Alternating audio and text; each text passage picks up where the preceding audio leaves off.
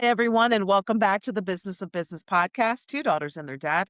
I'm your host, Stacey J. Dempsey, and like always, I have with me the one of the other sisters and the one and only dad. Good morning and good afternoon to the both of you. Good morning. Morning, good afternoon, wherever you may be. Good morning, good afternoon to all of our viewers and our listeners. Thank you guys so much for tuning in with us. And today we wanted to ask you guys a question. The question is, did you open your business to give yourself a job? And then what does freedom in your business look like to you? So, Jennifer, why don't you start us off with, because you're the one that heard this quote. I had actually never heard that quote before or that question. So why don't you kind of fill our viewers and our listeners in a little bit about kind of where that came from when you heard it, what your perspective is on it, and we'll go from there. First of all, I love when I say stuff that you've never heard before. It's impressive.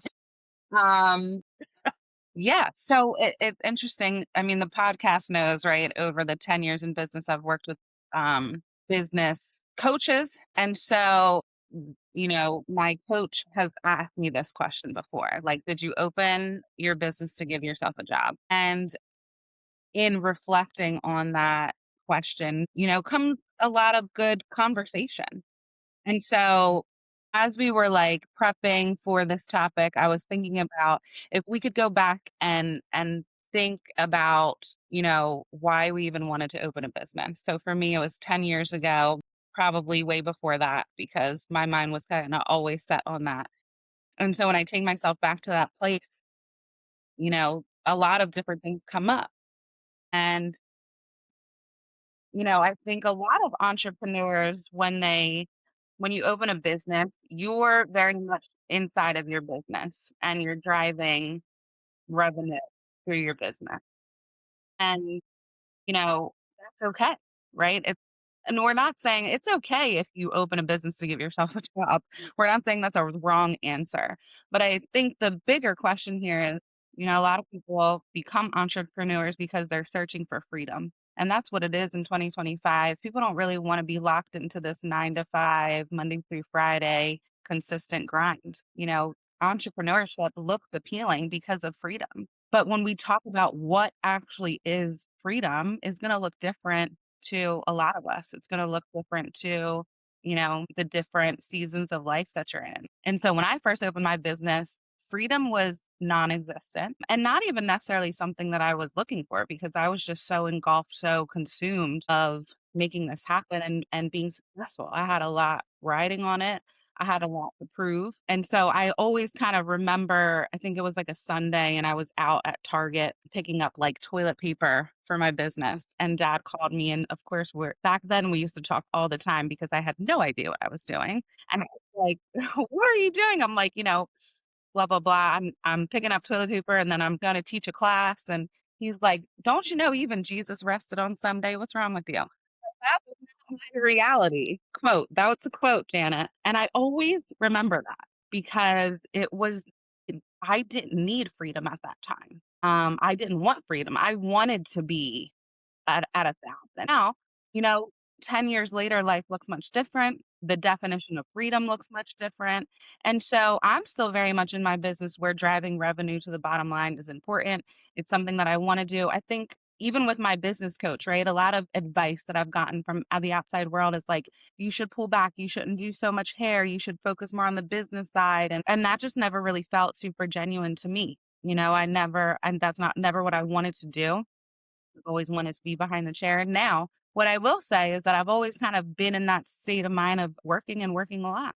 And so now that I have two kids at home, really, I guess the definition of freedom for me is that I am only behind the chair, 20 hours a week, which is, if you told me that 10 years ago, I'd be like, you're insane. That will never be me. That's never going to be a thing.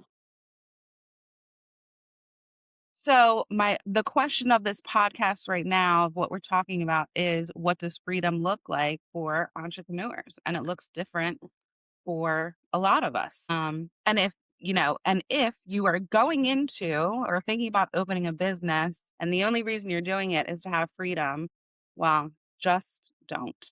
Because that can't be the only reason why you want to open a business. Because I think that for a lot of us, it takes a while to really get into a groove and figure out what does freedom look like to you, or maybe flexibility looks like for you? Yeah, I mean, it's a very interesting topic because, when you look at that initial reason, purpose for opening up a business or starting a business, for some people, it's going to be, I just want to have control of my own destiny. I want to have control of my own time. And we've talked about this before. I mean, it could be an area that, that you have a lot of passion about, just like in Jeffr's case, she has a lot of passion around doing hair. I have a lot of passion around helping people, in different areas of finance and protection and things like that. And, but then there's the whole business side of that, and that's the whole premise around this podcast. There's the business of business, and that's what you always have to be careful about. Is that you know for you, the entrepreneur, it's fulfilling your passion for what you're doing, and then learning and embracing the business side of that. And so now, what can surprise some is I went from doing what I love 40 or 50 hours a week to doing what I love 40, 50 hours a week, plus the business side, another 20. Now I'm like totally consumed, and so you almost feel like you went, the opposite way of any freedom that you've also just taken on more. But again, I mean, that's just the natural kind of beginning of that entrepreneur journey. And so that's why you need to make sure that as you're thinking about how you want your business to evolve, if it's to evolve, that you just stay completely engaged and you enjoy that, even though it takes a lot of time, then that's great. I mean, you're doing what you want to do. But if your goal is to be able to, have more freedom of time, meaning more time or more control over your time, then you have to look at, as you develop your business, what do I need to do to pursue that freedom? Is it outsourcing some of the things I'm doing now? Getting myself in the position, from a cash flow standpoint um, that I can outsource, you know, my payroll, outsource, these things that really take up a lot of my time outside of doing my passion. So, so freedom is a worthy pursuit and it looks different for everybody. And I think in today's world, especially depending on the business, I think that's the other good question to ask yourself is the business that I'm going into, that I'm pursuing, is it a business that will actually allow me to have freedom, more freedom? Or is it going to be the type of business that is going to require me to be fully engaged? So now in our case, I can do a lot of things now because of technology that I can be other places, you know. So, and I do have a good infrastructure built, that I don't have to be concerned with the day to day. I know payroll is going to get met. I know that there are people handling things that I don't have to handle. So I can focus in now on what more and more what I truly enjoy, and I can do it from, if I want to go somewhere and, you know, get out of the cold weather, which I don't think there's any place in the country I can do that right now. But, if that's what I want to do, it doesn't mean I have to just stop. I can just take my laptop and take my cell phone and I'm good to go. I can still accomplish things if I want to. But, again, in your case, Jen, that's not so easy. You can't do hair from, a remote situation. Yeah, so you just have to make sure if your business is such that is going to require you to be in the business physically, we'll say, driving revenue, then and ultimately you want more freedom. Well, how do you get to that place? How do you duplicate yourself, for example, in the driving revenue piece of it? So the point being is, you have to pursue it. It's not going to just, I'm an entrepreneur. I can kind of do what I want to do when I want to do it. You're probably not going to last long if you have that mindset, in business. Yeah.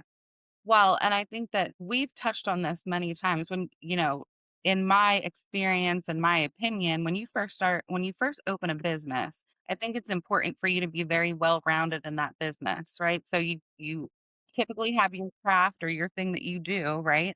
But like Dad said, there's the business side and there's a lot of learning that has to go into, how to run a business on the business side. And so it's important that you go through those motions and you learn all of those things. But then you do get to a place where you have to delegate things. And that's going to look different for a lot of people, right? So you're either going to, and I'll use myself for example, I'm going to be behind the chair and be in the salon and doing hair and I'm going to delegate more of the business side of things, or I'm going to take a step back and have the other stylist in the salon doing hair and I'm going to focus more on the business side of things. So I mean it's you're not going to be able to do all of the things for a long time and then still expect to have freedom. And I think that what we have in common here is that, we have really good people inside of our businesses that we are able to delegate things to, that our eyes don't have to be on every little thing. And so,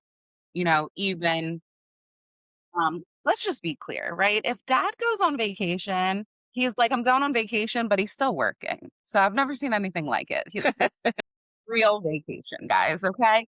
So entrepreneurship, there it is. He's going to Florida, but he has like 10 Zoom calls that day, but he's in Florida. So that's his vacation. Um, but, like, obviously, I was able to take 8 weeks of maternity leave and I was completely pulled outside of the salon and the business did not miss a beat. The stylists and the people that I have working here were able to take care of everything. And so that's a level of freedom, right? That I didn't have to worry about the business. And when I came back, everything was intact, running smoothly as if I was not gone. So the question that we have for our listeners is what level of freedom do you want? And then figure out how do you get there? It's free. And again, is it working remotely? If that's your goal, then that's going to take you on a certain path. But if it's, listen, I love being inside of the business. I love working. I love doing, but I just want to be able to pick my kid up at 3:15, and that's your freedom. So there's going to be different freedoms that people are looking for that are attainable, obviously, being self-employed. And then we have the other side of things, right? Where sometimes it comes with great sacrifice and challenges within your business that you have to decide. You think that, oh, I get all of this freedom, and then something happens, and something's going to happen because that's what happens. And so I'll never forget, like I had inside of my business, I had my daughter's birthday party coming up, and I we was were just going to bring this story up. and at that time, my business was doing offsite bridal, right? So a team that I wasn't involved in. So I had a team of stylists going to do someone's wedding. Well, a couple days before all of this was supposed to happen, I had two stylists quit and leave the business. Was distraught because I had my daughter's birthday party that my whole family was going to Great Wolf Lodge, to a place. It wasn't, guys, it wasn't just like a woohoo 2-hour birthday party at my house. It was like we were all going somewhere for my daughter's birthday, but I had someone's wedding, which obviously is a huge milestone in anyone's life. Very humbling experience for a hairdresser to be a part of that. Very important. And what am I gonna do? And I called Dad and I'm like, if you were me, what would you do? And what do you think his response was, Stace? I would go do the wedding and I would miss the party. Yes, Yeah. yes, yes. Now, thankfully, it all circles back to employing wonderful people. I Yeah. pulled everybody together in this time of need. Obviously, I told them about the situation. I was obviously distraught. I was going to do what I had to do. Thankfully, now my family could still take my daughter and go do the birthday party and without me there. But I wanted to be at my daughter's birthday party, of course, right? Yeah. And so thankfully, I had people inside my business that stepped up, went to do the wedding, and all is well. But I remember being in that place of, I never want to be in this place again. I never want to be hit with such a hard decision, such a challenging space. And so obviously, of course, as we learn from everything, then we pivot and put systems in place and change things inside of our business so we that doesn't happen again. But that was a very hard decision that you think, I'm an entrepreneur, I have freedom, I plan my daughter's birthday party and we're going to go do it. And then something happens because it always happens when you're an entrepreneur. Something is always going to happen. So, just being I aware. think, Jennifer, I think it's important to note the reality is that you were going to go do the wedding, Yes. right? Because besides someone, like pulling out on, on a bride 2 days before her wedding, Yeah. also what comes with is just, the negative reviews, the bad mouthing, your reputation of your business. Like this was beyond just a bride, maybe disappointing or heavily setting back a bride, but it was the reputation of your business. Like could have lasting effects that at the end of the day, you were going to go do the wedding. Yeah. And that's, if things couldn't have worked out. And those, I think that's your point, is like, those are the hard things to say. I got to go do this thing I don't want to do. Here, I thought I was making all these decisions to be able to do what I want to do. Right. But now when the curveball comes and it all rests on your shoulder, now you have to go do the things that you don't want to do Right. so Or you're that, thinking that you're things you can have continue to run someone's smoothly gonna for your be business. disappointed, right? Like you get like in this situation, someone's gonna be disappointed. It's either gonna be my daughter and my family essentially, because not everyone understands that decision, or a bride and on her wedding day into X, Y, and Z, right? So like who am I disappointing and who you right? Like pros and cons. But just a very difficult and thankfully all is well and the stylist, rose to the occasion and it was all good. But it was a very challenging time. And so yeah, like you said, Stace, there was a lot riding on it. So at the end of the day, if I had to, yes, I was gonna miss my daughter's birthday party. And again, my family would have still taken her and all of that. I just have not went and did the wedding and X, Y, and Z. But those are the things that I didn't think about that 10 years ago before I opened a business, right? And so you have to, on the side of the pros of being an entrepreneur and all the good, a lot of times people don't see the behind closed doors, the hardship, the hard decisions, the hard sacrifices.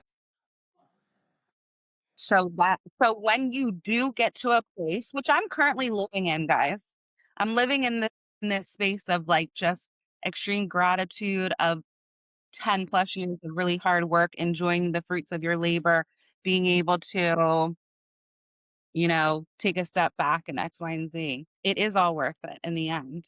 And the point that I think we're trying to make is that when you open a business, the season of your life you're in, things are always going to be changing. So what you want today is not necessarily what you're going to want maybe in 10 years or your life is going to look like in 10 years from now. So just being able to adjust to all of those things. So the concept of freedom inside of your Right. business is going to change and evolve with the years ahead. And that's wonderful. Yep, and I think, maybe to kind of bring us to a close here on this, but, just understand what freedom looks like, I think, for you. Understand that but also understand that, you know, the reason you are pursuing it is gonna require some sacrifice too. I mean, obviously, the story that you guys just shared with the birthday party, there might have been a sacrifice there, that, would have been very difficult, but it's part of the gig, right? So, just understand that, pursue freedom, but understand that sacrifice is a big part of the entrepreneur's journey because, yes, there's going to be things that you're not able to do, especially early on, that other people who are working 9 to 5 can maybe do. So that's why you have to keep your purpose in mind and realize that it's a journey and you're not going to step into some of these things right out of the gate. And as Jen said, and things are changing. So, we could be in a place where, freedom is occurring and then there's external changes that go on in the economy or whatever the case may be that throws us back into, not so free anymore. So just just be prepared. Just be prepared for, you know, what the journey has for you. Yeah. Well, great topic today, guys. We want to thank all of our viewers and our listeners for tuning in, and we will see you guys in our next episode. Bye bye.